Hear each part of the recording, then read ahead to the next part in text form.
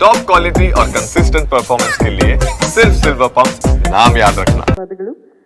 So ಮಾಧ್ಯಮ ಮಿತ್ರರೇನಾದರೂ ಕೇಳಕ್ಕಿದೆಯಾ?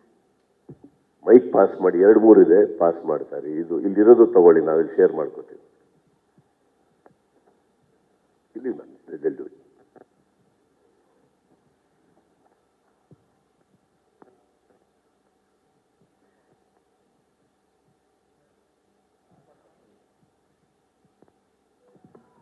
Hello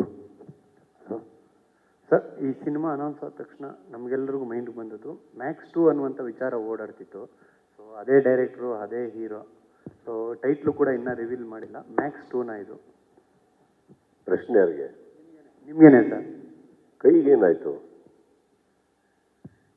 ಕೈಗೆ ಸ್ವಲ್ಪ ಒಂದು ಚಿಕ್ಕ ಪೆಟ್ಟಾಗಿದೆ ಅಷ್ಟೇ ಸರ್. ಏನಾಗಿದೆ? ಯಾಕೆ? Cricket ಆಡಬೇಕಾದ್ರೆ sir. ಓಕೆ, ಏನು ನಿಮ್ಮ ಪ್ರಶ್ನೆ ಸರ್?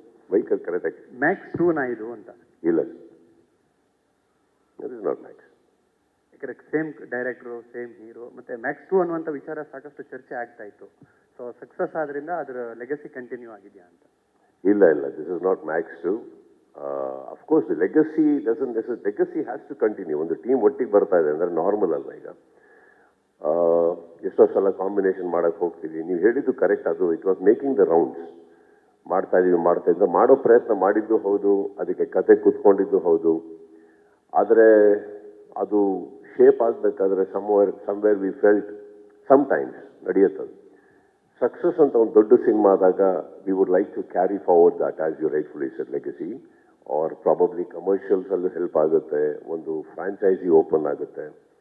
ಆ ಒಂದು ಇಂಟೆನ್ಷನಲ್ ಕೂತಿದ್ದಂತೂ ಸತ್ಯ. ಬಟ್ ಕತೆ ಹೋಗ್ತಾ ನಮಗನ್ನಿಸ್ತು ಎಲ್ಲೋ ನಾವೇ ಫೋರ್ಸ್ ಮಾಡ್ತಾ ಇದೀವಿ ಅದನ್ನು ಮ್ಯಾಕ್ಸ್ ಅಂತ ಹೇಳೋದಕ್ಕೆ ಅಥವಾ ಮ್ಯಾಕ್ಸ್ 2 ಅಂತ ಹೇಳೋದಕ್ಕೆ.